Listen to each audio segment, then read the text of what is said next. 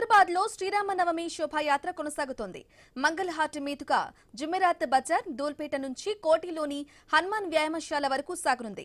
వేలాది మంది భక్తులు శోభాయాత్రలో పాల్గొన్నారు. ర్యాలీకి భారీ పోలీస్ బందోబస్తును ఏర్పాటు చేశారు. Law and order, traffic task force కలిపి 3000 మంది పోలీసులు బందోబస్తులో ఉన్నారు. శ్రీరాముని శోభాయాత్రకు సంబంధించి ఎమ్మెల్యే రాజాసింగ్ తో మరింత సమాచారం మా ప్రతినిధి రత్నకుమార్ అందిస్తారు. దినాన్ని పురస్కరించుకొని గోషమహల్ ఎమ్మెల్యే రాజాసింగ్ నిర్వహించే శోభయాత్ర ప్రారంభమైంది. రాజాసింగ్ నివాస పరిసర ప్రాంతాల నుంచి మొదలైనటువంటి సీతారాంబాగ్ దగ్గర నుంచి మొదలైన ఈ యొక్క శోభయాత్ర కోటి హనుమాన్ వ్యాయామశాల దగ్గర కంప్లీట్ అవుతుంది.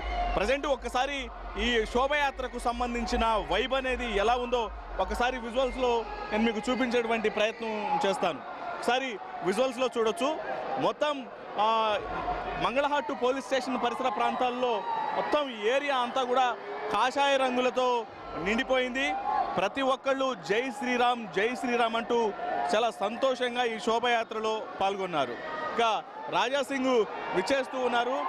హైదరాబాద్ నగర వ్యాప్తంగా రాజాసింగ్ శోభయాత్ర శ్రీరామనవమి సందర్భంగా నిర్వహించే ఈ శోభయాత్రకు ఉండే క్రేజు అది వర్ణాతీతంగా ఉంటుంది అని చెప్పాలి. ఎందుకంటే కొన్ని లక్షల మంది హిందూ అభిమానులు ఈ శోభయాత్రలో పార్టిసిపేట్ చేస్తూ ఉంటారు.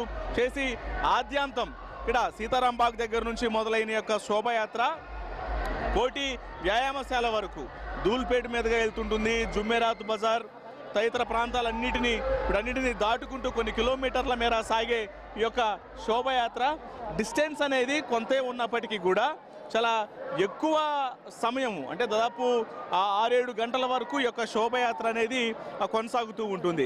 ఇక దీనికి సంబంధించే ఈ శోభయాత్ర అనేది సక్సెస్ఫుల్గా జరగడం కోసం వైపున పోలీసులు భారీ బందోబస్తులు నిర్వహిస్తూ ఉంటారు.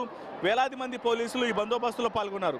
మనం ఇంతకుముందే మాట్లాడటం జరిగింది. దాదాపు 340 మంది ట్రాఫిక్ పోలీసులు విధుల్లో ఉన్నారు. అలాగే లాండ్ ఆర్డర్, టాస్క్ ఫోర్స్ అన్ని డిపార్ట్మెంట్లకు సంబంధించి 3000 వరకు పోలీసులు ఈ యొక్క శోభయాత్ర బందోబస్తులో పాల్గొంటూ ఉంటారు. ఇక ఇదిలా ఉంటే మొత్తం అన్ని విభాగాలు కోఆర్డినేట్ చేసుకుంటూ ఈ శోభయాత్రను నిర్వహిస్తూ ఉంటాయి. విజువల్స్లో చూడొచ్చు. ఇక్కడ విద్యుత్ వైర్ల ఆటంకం అనేది ఏర్పడకుండా, ఎందుకంటే రాజాసింగ్ నిర్వహించేటువంటి శోభయాత్ర కొంత హైట్లో వస్తూ ఉంటుంది. విద్యుత్ తీగలు తగిలేటువంటి అవకాశం ఉంటుంది. కాబట్టి సో అక్కడ ఎటువంటి ఎలక్ట్రికల్ సమస్యలు అనేవి తలెత్తకుండా పూర్తిగా విద్యుత్ శాఖ అధికారులు ఎక్కడికక్కడ మానిటరింగ్ చేస్తూ ఉంటారు. జిహెచ్ఎంసీ అధికారులు ఉండి రోడ్డు పొడవునా ఎటువంటి ఆటంకాలు అనేవి కలగకుండా అన్ని రకాలు ఏర్పాట్లు చేయడం జరుగుతూ ఉంటుంది. సో ఇక్కడ ఒకసారి విజువల్స్లో చూస్తే మొత్తం కాషాయ రంగు జెండాలు పట్టుకొని జై శ్రీరామ్ అంటూ నినాదాలు చేస్తూ ఉంటారు. డీజే సౌండ్ల మధ్య నృత్యాలు చేస్తూ ఒక వైబ్ను ఇక్కడ సృష్టిస్తూ ఉంటారు. అదేవిధంగా అటు స్త్రీలు, పురుషులు, చిన్న పెద్ద అనే తేడా లేకుండా ప్రతి ఒక్కళ్ళు ఈ యొక్క శోభయాత్రలో పాల్గొంటూ ఉంటారు. కొన్ని లక్షలాది మంది ఈ శోభయాత్ర, ఎందుకంటే కొన్ని ప్రాంతాల్లో ఇక్కడ కేవలం ఇప్పుడు మనం ఉన్నటువంటి ఈ పోలీస్ స్టేషను వద్ద, మంగళహాట్ పోలీస్ స్టేషన్ వద్ద మాత్రమే కాకుండా పలు ప్రాంతాల్లో రాజాసింగ్ మాట్లాడుతూ ఉంటారు. ఆయన ఏం మాట్లాడతారు, ఎందుకంటే గతంలోనే రీసెంట్గానే బీజేపీ ఆయనకు కొంత వేటు వేసిన తరువాత ఇప్పుడు ఆయన ఎమ్మెల్యే ఉండి ఎటువంటి స్పీచ్ అనేది ఇస్తారు అనేది ఆయన స్పీచ్కి ఒక ఇంపార్టెన్స్ అనేది ఉంటుంది. ఆద్యాంతం కొన్ని ప్రాంతాల్లో ఉండి ఆయన ఈ స్పీచ్లో పాల్గొంటారు. కాబట్టి ఏం చెప్పబోతున్నారనేటువంటి ఆసక్తి ఏర్పడింది.